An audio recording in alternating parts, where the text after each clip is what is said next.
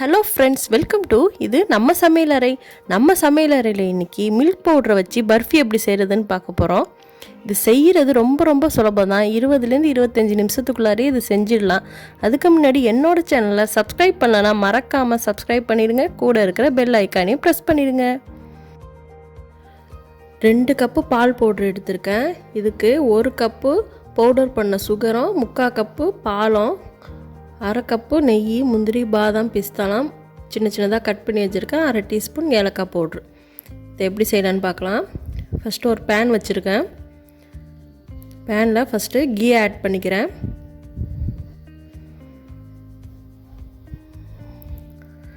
Key add பண்ணதுக்கப்புறமா லைட்டாக melt ஆகணுன்னு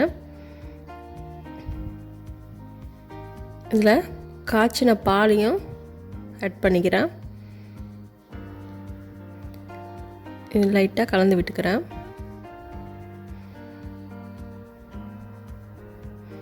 இப்போ இதில் பால் பவுட்ரு ஃபஸ்ட்டு 1 கப் ஆட் பண்ணுறேன். லைட்டாக மிக்ஸ் பண்ணிவிட்டு இன்னொன்று கப் பால் பவுட்ரையும் இதில் சேர்த்துக்கிறேன். இதை நல்லா மிக்ஸ் பண்ணி விடணும். கொஞ்சம் திக்காக இருக்கிற மாதிரி இருந்தால் இன்னொரு 1/4 டம்ளர் பால் மாதிரி சேர்த்துக்கலாம். ரொம்ப அதிகமாக சேர்க்கக்கூடாது. நம்ம மிக்ஸ் பண்ணி பார்க்கும்போது இந்த ஸ்டேஜில் இருக்கணும். இப்போ நல்லா கைவிடாமல் கலரி விட்டுக்கிட்டே இருங்க.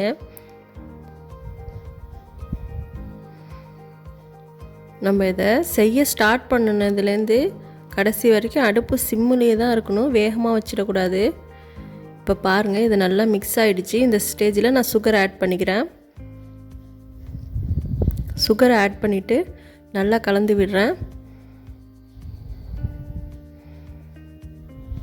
இப்போ கொஞ்சம் லைட்டாக மெல்ட் ஆகும்.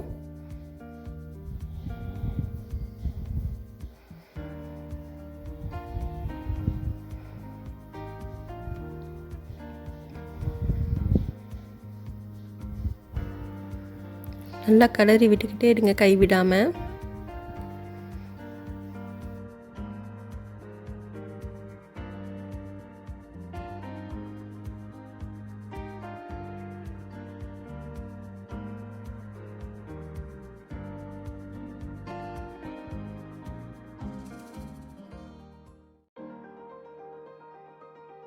இப்போ பாருங்கள், நல்லா திக்காய் வந்துக்கிட்டு இருக்குது. இந்த ஸ்டேஜில் நம்ம எடுத்து வச்சுருக்க ஏலக்காய் பவுடரையும் அதில் சேர்த்து நல்லா மிக்ஸ் பண்ணி விட்டுக்கலாம்.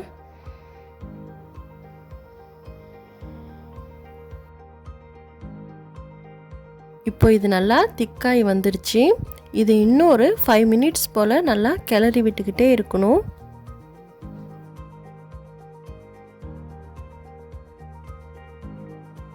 கரெக்டாக 5 மினிட்ஸ்க்கு அப்புறமா இப்போ பாருங்கள், நல்லா சுருண்டு வந்திருக்கு. பேனில் எதுவுமே ஒட்டக்கூடாது. இந்த மாதிரி நல்லா அல்வா மாதிரி நல்லா சுருண்டு வரும். இதான் இதுக்கு கரெக்டான ஸ்டேஜு. இந்த ஸ்டேஜில் நம்ம ஸ்டவ்வை ஆஃப் பண்ணிடலாம்.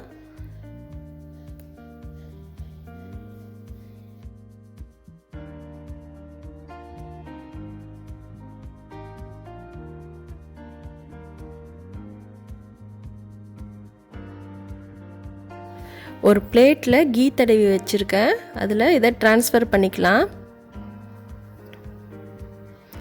ட்ரான்ஸ்ஃபர் பண்ணிவிட்டு ஒரு ஸ்பூனை வச்சு எல்லா சைடும் கரெக்டாக ஸ்ப்ரெட் பண்ணி விட்டுக்கணும். ஸ்பூனில் லைட்டாக கீ தொட்டுட்டு ஸ்ப்ரெட் பண்ணணும். இப்போ நல்லா ஸ்ப்ரெட் பண்ணி விட்டாச்சு. இதில் நம்ம கட் பண்ணி எடுத்து வச்சுருக்க நட்ஸ் எல்லாம் எல்லா சைடும் சரிசமமாக தூவி விட்டுக்கலாம்.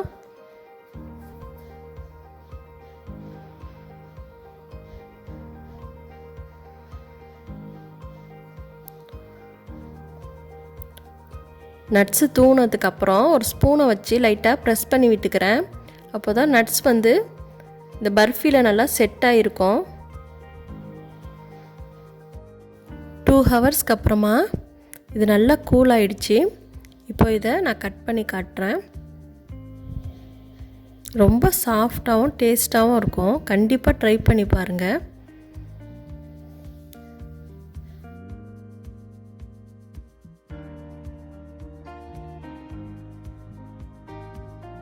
இப்போ பாருங்கள், மில்க் பவுடர் பர்ஃபி எவ்வளோ ஈஸியாக ரெடி பண்ணியாச்சு. இது ரொம்ப டேஸ்ட்டாக இருக்கும். கண்டிப்பாக உங்கள் வீட்லேயும் ட்ரை பண்ணி பாருங்கள். இதை இப்போ எடுத்து காட்டுறேன். எவ்வளோ சாஃப்டாக இருக்குது பாருங்கள். ரொம்ப டேஸ்ட்டாக இருந்துச்சு. இந்த ஸ்வீட் உங்களுக்கு பிடிச்சிருந்துச்சின்னா மறக்காமல் நம்மளோட சேனலை சப்ஸ்கிரைப் பண்ணிடுங்க. கூட இருக்கிற பெல் ஐக்கானே ப்ரெஸ் பண்ணிடுங்க. லைக் பண்ணுங்கள், ஷேர் பண்ணுங்கள், கமெண்ட் பண்ணுங்கள். தேங்க்யூ.